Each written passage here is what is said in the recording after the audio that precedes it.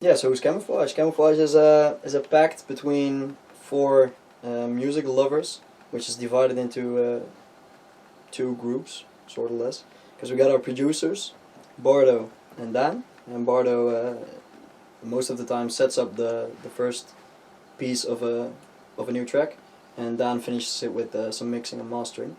And Tim and I are the DJs, so we most of the time, well, all the time we play our songs, we play our gigs, and yeah, we just feel that this really works out because we're four of us. Two of us can always produce, two of us can always bring some new heat to the table, while Tim and I play the tunes, and yeah, we can really pick up some speed that way. Because I guess this is just unheard of until now, and I think we're going big.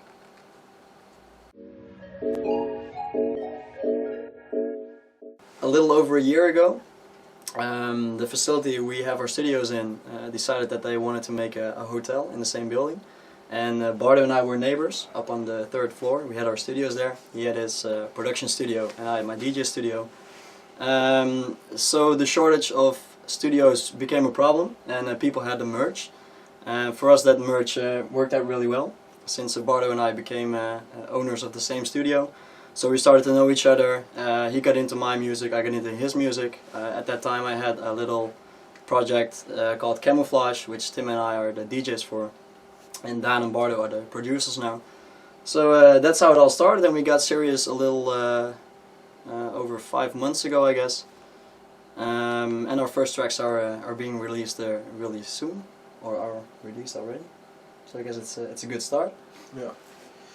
Yes, first original release is coming this December, so yeah, been doing some bootlegging and first official remix for a Dutch hip hop group, and yeah.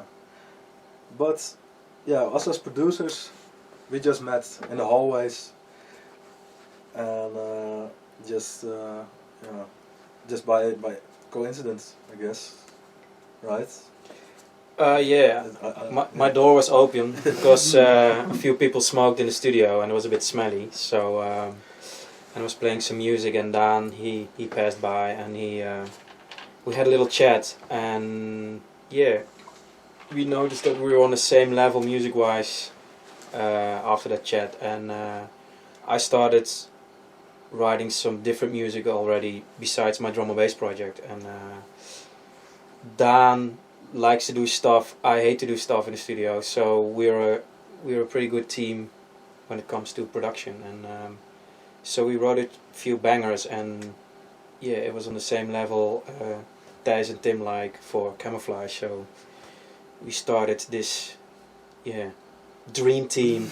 Epic work. Dream team. Oh my god. And yeah, we started a few months ago, and it's still in the early phase, but we get a lot of good feedback, and we have a few releases scheduled. We had a few releases out already, and an official remix indeed. So I think it's a good start, and the feedback is very good, and a lot of people are showing interest already. So I think yeah. Yeah, and I guess the magical word is workflow, because Tim and I just had the feeling with the more UK bassy stuff, and you guys had the more drum and bass, heavy kicks, and those kind of things. So we all inspired each other to create really great music, and that workflow is just good. Bardo comes up with something, we most of the time instantly like it, or change little parts of it, and Dan finishes it off with some massive bass and good kicks. But also network-wise, it works very smooth and fast.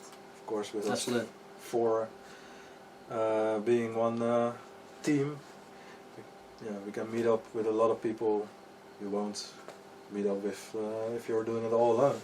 I guess it's very true. Going very fast, and yeah, what we said, getting a lot of good feedback already. So yeah, it's nice. Good things.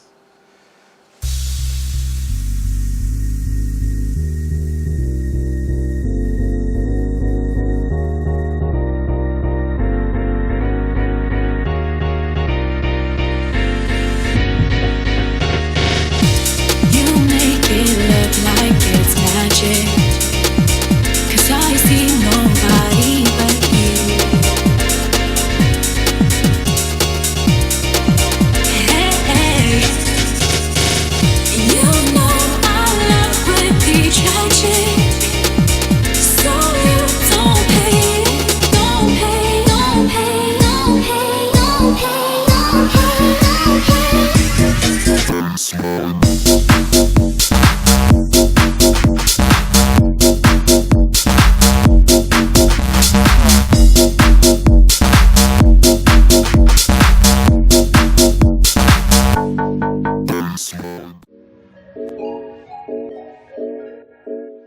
For me, it was DJ Chucky because I was at Blue Mall in Ibiza, and then I saw him later that night, and then I realized I wanted it too. And yeah, it's really short story, but that's my experience with it. For you guys. Well, for me, it's definitely Nick and Simon, Fransje Bauer, and To top it off. yeah, Marianne Weber. And of And course, besides that, Renaissance. yeah, a lot of different inspiration from classical music by Chopin and a lot of drum and bass and old jungle, but also the first album of Daft Punk, that kind of stuff. And lately I'm really into the stuff AC Slater is doing, for example, so it's just a mix of everything, and that's what we're doing with Camouflage as well, just trying to put a lot of influences in just one song or in a few songs. So. Yeah, for me it was more UK two-steppy, like Lauryn Hill, Craig David, those kind of albums, especially his first one, which really gave two-step a boost in my opinion. So that's the sound I like to hear return in our future productions, and I guess we really succeed in that. I don't know, how about you, Dan, your inspiration? Well, yeah, there's a lot of different producers, artists. Also like really strong productions like Noisia. We love the strong production, but also like techno artists, techno electro. Started out in electro house scene like years ago, and producers like Boys Noise and Justice, and those were my first production role models, I guess. Now, yeah, it's about every cool producing artist, I guess. For me, that's mix downs and mastering, and that's the reason Dan and I are the dream team and connected, because he loves to do mastering and mix downs, and I hate tweaking and all that kind of stuff. So when I finish a tune, let's say for 70%, I send the project to Dan, and he's doing all the boring stuff because he likes that. Yes. Yeah, for me it's well, it takes me a lot more time to think of a good concept. So and that's you can make a lot of concepts out of the Out of the brightest blue. out of the blue, and for me it's harder to do that. So that's why it works very well. Like.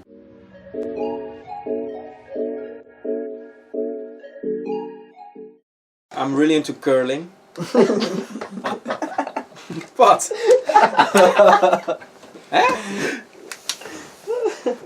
Yeah, I'm trying to go to the Olympics next Paralympics. time. Paralympics curling. GTA 5, That's some kind of game as well. or is it 4? Yeah, so I guess we just chill when we're not in the studio, because we have to channel our creativity whenever it's possible. I used to cook as a chef, so. I used to Really? Yes, Really? yes. Well done. That's some things we didn't know about you. During my study. I used to call you in But yourself. cooking, but Yes, like. cooking like pancakes. No, really, like a real kitchen. Yeah, yes. Fucking Ah. So you were like. Yeah, man. Didn't even have a degree, but still was working as a full-time chef. Still sliced up some vegetables. Yes, vegetables. I like to go partying and go out with my friends. So drinking beer. Whoa. And Snapchat. But you're not even 18.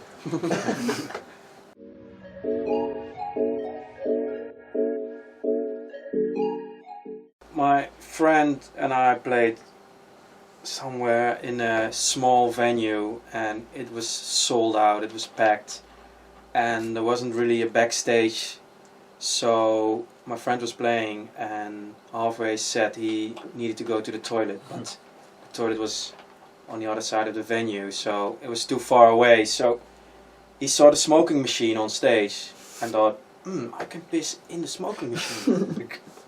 So he pissed in the smoking machine, and after that one of the club owners turned it on, the smoking machine, and it was like, and all the people were like, yeah, and it was urine all over the place. And that's pretty funny, right? It's disgusting, disgusting. Yes, very funny. Dots? But it's proven that you can use piss as Yeah. smoking machine material. But you see the strangest things in the crowd. I once had two guys who Oh, took yeah. who took a chair, set it in some sort of a mosh pit and laid down on the chair on his stomach, and the other guy was running, and it was some kind of twister, like a clock. It was really weird. One of the strangest thing ever. Wow. It's so funny to see.